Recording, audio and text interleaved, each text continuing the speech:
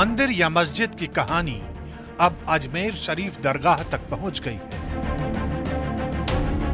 निचली अदालत ने उस याचिका को स्वीकार कर लिया है जिस याचिका में अजमेर शरीफ दरगाह को शिव मंदिर बताया गया था। अदालत ने मामला स्वीकार करते हुए दरगाह कमेटी, अल्पसंख्यक मंत्रालय और एएसआई को नोटिस जारी करने का आदेश जारी किया है, जबकि अब इस मामले में अगली सुनवाई 20 दिसंबर को होनी है। कोर्ट ने सभी पक्ष हमारे सुने हैं, मजबूती से हमारी बात सुनी है और संकट मोचन महादेव मंदिर अजमेर दरगाह इस विषय पे 2 महीने पहले सूट फाइल हुआ था। किसी कारण वो सुनवाई पे नहीं आ पाया, कुछ ना कुछ कमियां रही, सारी कमियां पूरी हो गई। माननीय अदालत ने 2 दिन से लगातार हमारी सुनवाई हो रही, कुछ कमी थी वो सब दूर हो गई है। लेकिन अदालत के फैसले पर एआईएमआईएम के चीफ असदुद्दीन ओवैसी ने सवाल उठाए हैं। सोशल मीडिया हैंडल एक्स पर उन्होंने लिखा, सुल्तान हिंद ख्वाजा मोइनुद्दीन चिश्ती भारत के मुसलमानों के सबसे अहम औलिया इकराम में से एक हैं। उनके आस्थान पर सदियों से लोग जा रहे हैं और जाते रहेंगे इंशाअल्लाह। कई राजा महाराजा शहंशाह आए और चले गए, लेकिन ख्वाजा अजमेरी का आस्थान आज भी आबाद है। 1991 का इबादत गाहों का कानून साफ कहता है कि किसी की भी इबादत गाह की मजहबी पहचान को तब्दील नहीं किया जा सकता। न अदालत में इन मामलों की सुनवाई होगी। ये अदालतों का कानूनी फर्ज है कि वो 1991 के एक्ट को अमल में लाए।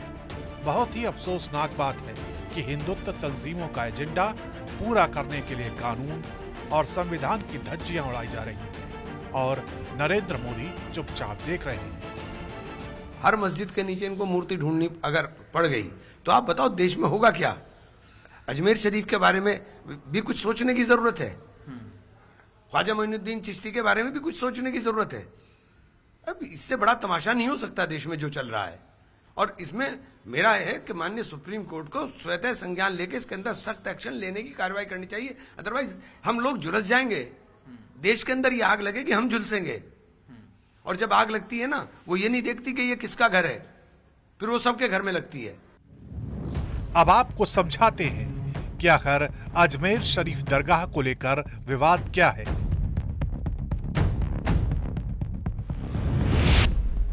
हिंदू पक्ष ने दरगाह की जगह शिव मंदिर होने का दावा किया है। हिंदू सेना के अध्यक्ष विष्णु गुप्ता ने कोर्ट में याचिका दायर की है। कोर्ट ने अजमेर दरगाह का एएसआई सर्वे कराने की मांग की है।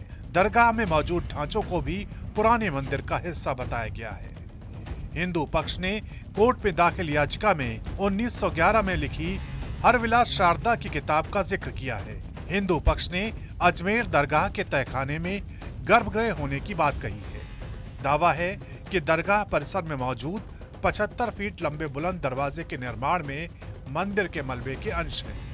याचिका के जरिए दरगाह शरीफ के सर्वे की मांग की गई है।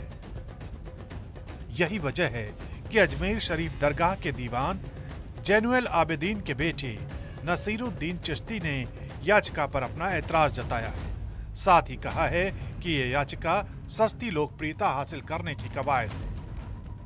ये जो नई परिपाटी डाली जा रही है कि हर दरगाह और हर मस्जिद में मंदिर होने का दावा किया जा रहा है। अभी रिसेंटली हमने संभल में देखा, बहुत दुर्भाग्यपूर्ण घटना थी। 4-5 बच्चे वहाँ शहीद भी हुए।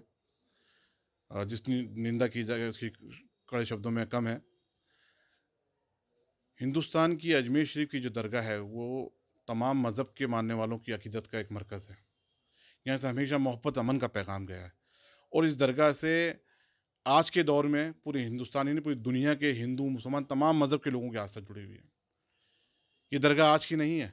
गरीब नवाज रहमतुल्लाह अलैह 1195 में हिंदुस्तान आए और 1236 में आपका तकरीबन 20 साल हुआ।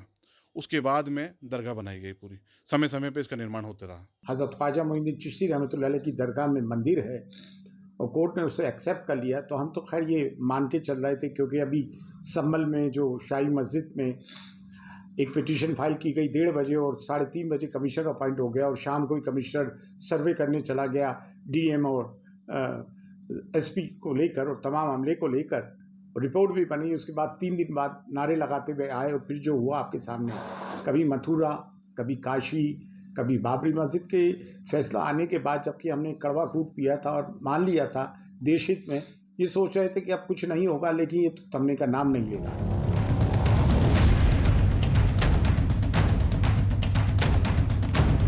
दरअसल ये मामला राजस्थान में कांग्रेस सरकार के वक्त सामने आया था। तब सीएम अशोक गहलोत से अजमेर शरीफ दरगाह की जांच की मांग की गई थी। तर्क दिया गया था कि दरगाह की खिड़की पर स्वास्तिक के निशान मिले हैं। हालांकि उन दावों की पुष्टि नहीं हो पाई। यही वजह थी कि तत्कालीन कांग्रेस सरकार की तरफ से कोई एक्शन नहीं लिया गया। लेकिन अब यह मामला कोर्ट पहुंच चुका है और सभी पक्षों से अपनी अपनी दलील पेश करने को कहा गया है।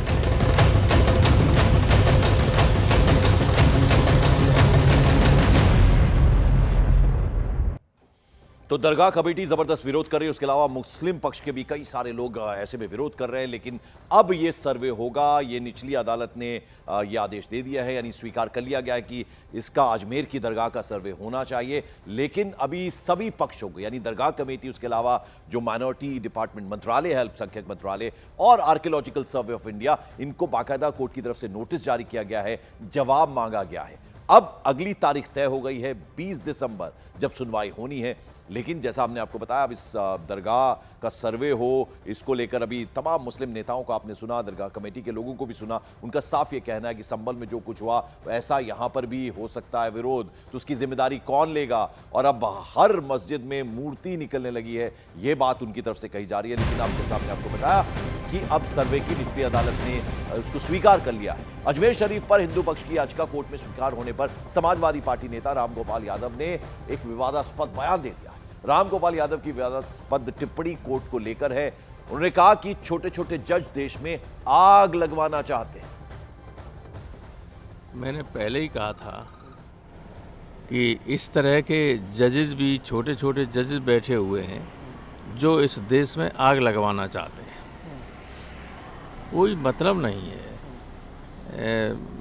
अजमेर शरीफ पर हमारे प्रधानमंत्री स्वयं चद्दर भिजवाते हैं, सारे देश के लोग, दुनिया भर के लोग आते हैं वहाँ। अब उसको विवादों में डालना बहुत ही घृणित और ओछी मानसिकता का प्रतीक है। और ये यही नहीं, ये सत्ता में बने रहने के लिए बीजेपी समर्थित लोग कुछ भी कर सकते हैं। देश में आग लग जाए इनसे कोई मतलब नहीं, सत्ता में बने रहें बस। जब आक्रांता आए थे मुगल तो हमारे मंदिरों को तोड़ा था। अब आप कहेंगे कि कितने मस्जिदों पर आप ये बोलेंगे, तो मैं कहूँगा कि अब आज तक कांग्रेस की सरकार केवल तुष्टीकरण करते रही। तुष्टीकरण के कारण ही अगर ये 47 में ही आक्रांतों द्वारा मंदिरों पर मस्जिद बनाने का जो उनका एक मुहिम चला था, उसको समाप्त कर दिया गया होता नेहरू के द्वारा, तो आज हमें कोर्ट में अर्जी देने की जरूरत नहीं पड़ती। और आइए सीधे रुख करते हैं अजमेर राजस्थान का, जहां से मेरे सहयोगी भवानी सिंह जुड़ रहे हैं हमारे साथ। भवानी, देखिए अब सर्वे तो होगा, निचली अदालत ने स्वीकार कर लिया अर्जी हिंदू पक्ष की और जबरदस्त विरोध भी हो रहा है। 20 तारीख काफी निर्णायक रहने वाली है। 20 तारीख अब इंपॉर्टेंट है ऐसे में। देखिए आनंद, दो चीज़ें हैं इस पूरे मामले के अंदर। जो पिटीशन फाइल की गई है, जो पिटीशन के अंदर फैक्ट रखे गए हैं, वो इसमें सब हरविलास शारदा, जिसको कोर्ट किया गया, हरविलास शारदा खुद मजिस्ट्रेट रहे हुए थे, जज थे वो हाई कोर्ट के, और उन्होंने 1911 में किताब लिखी थी, अभी किताब नहीं लिखी थी। 1911 की किताब में ये क्लेम किया गया, जिसको कोर्ट के अंदर रखा गया था रेफरेंस के तौर पर, जिसमें कहा गया था कि उस बुक के अंदर ये मेंशन है कि यहाँ पर जो बुलंद दरवाज़ा है वो संकट मोचन मंदिर को तोड़कर बनाया गया, और उसके अंदर अभी भी जो नक्काशी है, कुछ 3 पार्ट बताए गए। इसमें एक एक चीज़ जो फैक्ट रखी गई है। अब जो काउंटर करना है, जो उस बुक के अंदर रखा गया और जो क्लेम कर रहे हैं कि अभी मौजूद है, वो दरगाह कमेटी को, जो जिनको नोटिस दिया गया, अल्पसंख्यक मंत्रालय को और एएसआई को, क्योंकि दरगाह की ओर से कहा जा रहा है कि एएसआई का पहले सर्वे 1950 में हो चुका है, तो उसके बारे में भी सफाई देनी है कि तब सर्वे क्या था, सर्वे की रिपोर्ट क्या थी। जी आनंद, चलिए बहुत बहुत शुक्रिया इस तमाम जानकारी के लिए आपका भवानी सिंह। एक छोटा सा ब्रेक ले रहे हैं, वापस लौटेंगे तो और बहुत सारी खबरें जिन पर अपडेट देंगे।